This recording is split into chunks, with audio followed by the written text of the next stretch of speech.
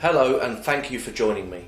As we all know, the circus that was Jayda Franson's Soviet show trial ended yesterday in Luton, with her being convicted of wearing a Britain First hat and having a heated discussion with an aggressive, pompous and abusive white Muslim convert on the streets of Luton back in January. Firstly, let's put this in perspective.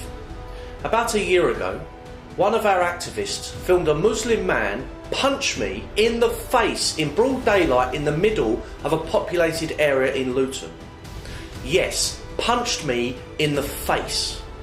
Luton police on that occasion decided to take no further action, despite the fact that the Muslim thug in question was on video.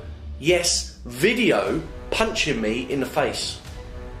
On another occasion, one of our Jewish activists was fly-kicked outside East London Mosque, on video. No further action. In Bradford, a gang of Muslims smashed up one of our activists' vehicles. No further action. Whilst preaching the gospel in East London, a Muslim idiot spat in Jayda Franson's face. No further action.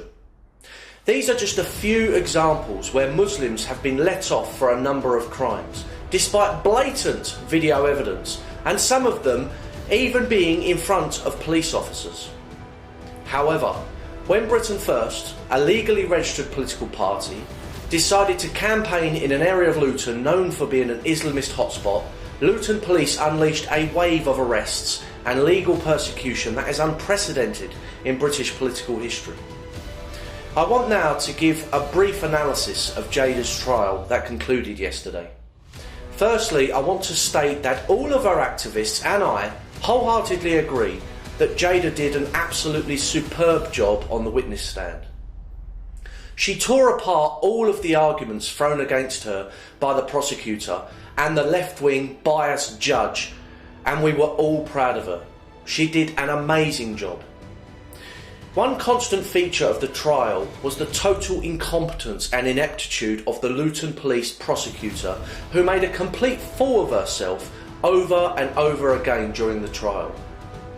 None of us have ever seen such gross legal stupidity, and to be honest, it was hilarious to watch at times, where the judge was constantly overruling her, telling her off and throwing out her evidence. For example, at one point the prosecutor called a local Liberal vicar who persisted in waffling and contradicted himself, then tried to claim that Jayda verbally abused him, a complete lie, and the judge decided to throw him out of the courtroom. Then the prosecutor called a local Muslim activist who has featured in anti-Britain First documentaries on TV. This idiot was also stopped midstream and told to reread the statement he had given to police because his story did not add up. In the end, all this witness confirmed was that it was the white Muslim convert who approached and followed our activists, shouting and screaming. Then, to make matters more bizarre, the officer on the case, called DC Stone, made such a prat of himself in front of the judge, it resulted in one of the charges against Jayda being dropped, that of failing to surrender for bail. I must admit, at this point I was wondering if I was in a carry-on film. Such was the stupidity and incompetence on display. The main feature of this trial was an angry exchange between our deputy leader and a white Muslim convert woman. Let's pause for a few moments and just watch the footage one more time to refresh our memories. Dressed like that. What's wrong with this? What's wrong with this? Oh really? Slapper, you're being hidden because your men can't control their areas. Don't vote you, Sabrina, so that you don't get raped. That's why this is a Christian country. This is a Christian country. This is a Christian country. This woman, real name Samantha Sharp, had actually been mouthy to our activists outside the courtroom in the waiting area before the trial. She is a mouthy, gobby oik who has, for some strange reason, converted to Islam and renamed herself Samaya. This mouthy traitor made a complete fool of herself in court, constantly getting aggressive, looking menacingly at both Jayda and myself, and at one point shouted across the room at Jayda. She had to be constantly moderated by the judge for straying from the questions being asked and generally acting in an obnoxious, erratic fashion. Please bear in mind that Samantha pretended to be the victim during her examination, this despite the fact that it was her that deliberately followed our activists down the street screaming abuse and profanities. When she came face to face with Jayda, she called Jayda a slapper, had to be restrained by two different people and made menacing gestures with her hands in Jayda's face. However, at this point in the trial, both Jayda and I noticed something very odd. When this white Muslim convert Samantha was waffling about being a victim and an innocent little kitten, we noticed the judge shoot Jayda a filthy look. The judge, who we now know has a track record of Muslim appeasement and left-wing views, seemed to have completely ignored and overlooked the blatant aggressive behaviour of the white Muslim convert. It seemed to go completely over her head.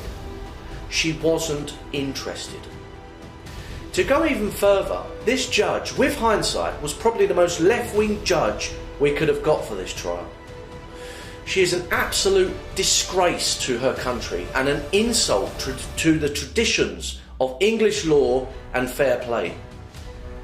As you can obviously see from the footage of this incident, the white convert, Samantha, was a gobby bigot who deliberately chose to pursue our activists and confront Jayda. She could have walked the other way, but instead chose to follow our activists while heckling and screaming abuse. This did not stop the judge, Caroline Mellenby, describing Samantha as an unwilling victim who was, quote, extremely eloquent. Eloquent!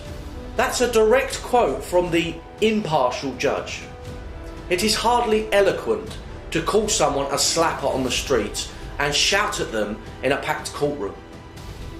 When it came to the judgment, we knew what was about to happen and that the judge was utterly rotten and left-wing. The summary was a farce. The judge, despite all the evidence, ruled that Jayda was guilty and that the white convert Samantha was a shrinking violet who done nothing wrong.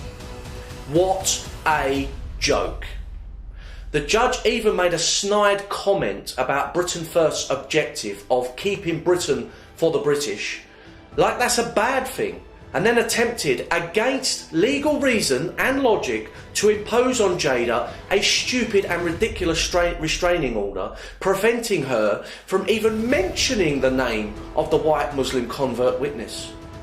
Thankfully, our barrister then pointed out a number of legal reasons why that was completely unenforceable and unlawful, forcing the judge to back down and look like a bumbling amateur. The judge was clearly uncomfortable and kept rambling on and on about how amazing the white convert Samantha was and how she wanted to, quote, protect her. You couldn't make up this nonsense, honestly. After the trial concluded, we did a bit of digging on this judge and suddenly the whole situation became crystal clear.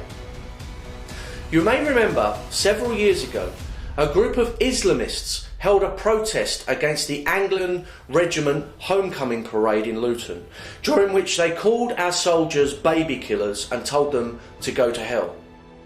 This rancid judge actually presided over their trial, during which the Islamist extremists in question refused to stand for the judge, which is a long-standing British legal tradition and obligation.